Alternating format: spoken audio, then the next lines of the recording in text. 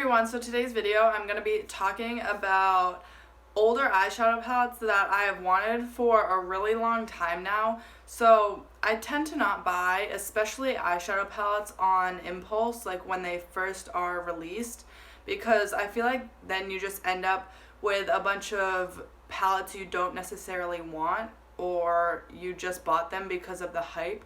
So also because I have so many eyeshadow palettes in my collection already, I tend to be very selective with which eyeshadow palettes I purchase. So these are just some of the palettes that have been on my wish list for a really long time now, and I probably will end up purchasing most of these some point in the future. So the first palette is the Huda Beauty Nude Obsessions palette, and specifically in the light shade. They released 3 shades of this palette, light, medium, and dark. So that's good that they cater to all skin tones, but I am really intrigued by the light one just because it has more of those pastel tones, and I think it looks really beautiful, especially the metallic shades in there. So that is a palette that has been on my wish list probably for the longest time out of all of these. So I know I definitely will end up purchasing that palette someday. And actually I will pop photos up on the screen, so I'm going to move over a little bit. And then I also have a couple palettes from Sigma on this list. The first one is the Warm Neutrals palette, and obviously this is more of a neutral palette. But the other one I'm also interested in is the Enchanted palette. I've heard really good things about Sigma's formula, so I would be interested in trying at least one of these palettes. I feel like I'm leaning more towards the Enchanted palette just because there's some more unique shades in that palette. Obviously, it's not as much of a neutral palette as the Warm Neutral palette is. So I feel like I would end up purchasing the Enchanted palette over the Warm Neutrals at some point. And then another brand I really want to try in general is Persona Cosmetics, but especially their Identity palette. Again, it's another neutral palette, so I feel like I'm less likely to purchase this just because I have so many neutral shadows already in my collection, but I would really like to try out their formula. And also they have an Identity 2 palette. That color story just looks kind of weird to me, and I feel like I wouldn't get very much use out of it. So if I did end up buying a palette from Persona, it would be the Identity palette.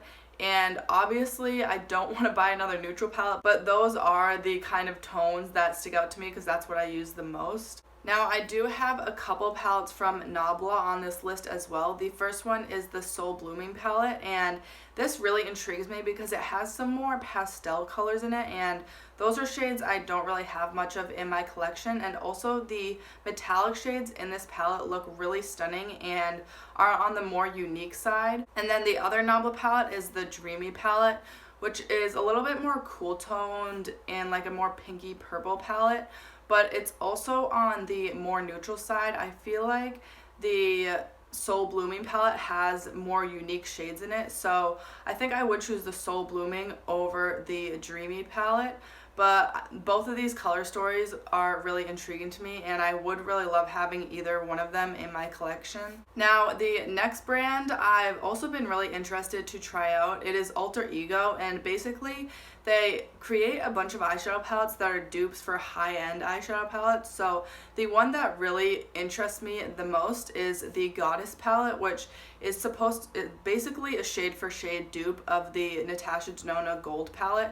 And as we know, Natasha Denona is very expensive, and the Gold palette is something I've heard a lot of people talk about, but it hasn't really interested me very much. I don't know why, but those kind of warm tone yellows I have actually been very interested in, and you'll see my next palette that I'll be talking about. But I feel like I would want to try out this kind of color story, and it also has those pops of blues in there, which I feel like I wouldn't get much use out of, but I am really intrigued in that kind of gold yellow toned color story, because the next palette I'm going to be talking about is the Urban Decay Naked Honey palette, which obviously is a bunch of yellows and more goldish toned shadows. So I have been really tempted by the Urban Decay Naked Honey palette. So I feel like the Goddess palette from Alter Ego kind of has some of those yellow, more gold tones in it, so it would kind of I feel like I wouldn't buy both of these palettes. I'd either buy one of them, and the Alter Ego one is a lot cheaper. So I feel like if I get that palette, I won't necessarily want the Urban Decay Naked Honey as much. But I have heard a lot of people rave about the Naked Honey palette, and I am very, very tempted by it. So I don't know. We'll see if I end up purchasing either of them in the future. And then the last brand I'm going to be talking about is Juvia's Place. Now, I feel like Juvia's Place has a lot more unique color stories with their eyeshadow palettes, and I do have a couple already, and I really love their formula, so I already know I love the formula. So the palette that I've been wanting to try out is the Warrior, and again, this is another neutral palette, and it has only 2 matte shades, I think, I'm pretty sure, and then all the rest are shimmers. So I do like that kind of ratio. I like having more shimmers than matte shades, but again, it is a neutral palette, so I probably won't end up purchasing this one. And then the other palette from Juvia's Place that stands out to me and is a little bit more unique is the Saharan palette. And again, this does have some neutral tones in it, but it also has more of those red tone shades, which I feel like I don't have a lot of in my collection. And it also has some really unique metallic shades, which I really love.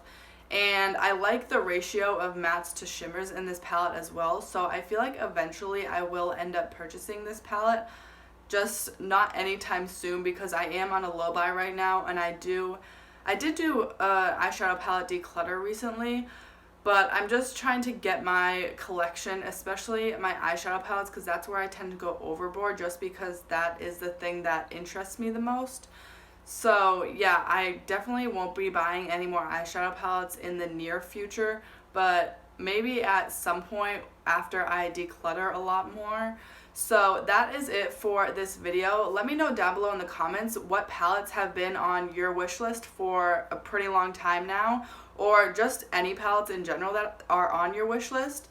And I really hope you guys enjoyed this video. If you did, please give it a thumbs up. And I do post new videos every Tuesday, Thursday, and Saturday. So if you want to see more from me, make sure to subscribe, and don't forget to hit that bell icon to get notified every time I post.